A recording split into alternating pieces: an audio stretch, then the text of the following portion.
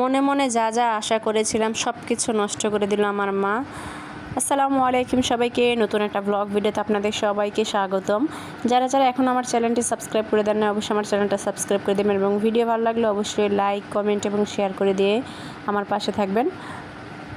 তো কিভাবে আমার মা আমার প্ল্যানগুলো নষ্ট করে দিল সেগুলো আজকে আপনাদের সাথে শেয়ার করব। তো দেখতে থাকুন পুরো ভিডিওটা, আজকে সারাদিনে কি করি। তো গতকালকে রাতেই আমার মা এবং বোন গ্রাম থেকে ঢাকা আসে। আমি আগে থেকেই প্ল্যান করে রেখেছিলাম আমার বোন ঢাকা আসলে আমরা অনেক জায়গায় ঘুরতে যাব, অনেক কিছু খাওয়া দাওয়া করব, অনেক আনন্দ করব।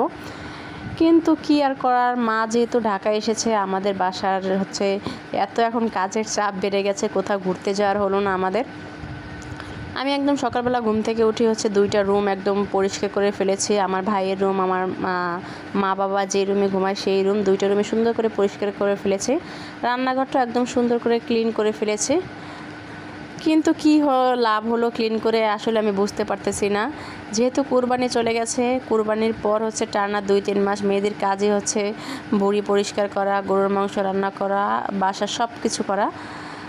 তো সকালবেলায় আমার আম্মু ফ্রিজটা বন্ধ করে রেখেছিল। আমার বাবা আমাদের জন্য যা যা ফ্রিজে একদম ডিপ করে রেখেছিল সেগুলো এখন বের করে কাজ করার পালা।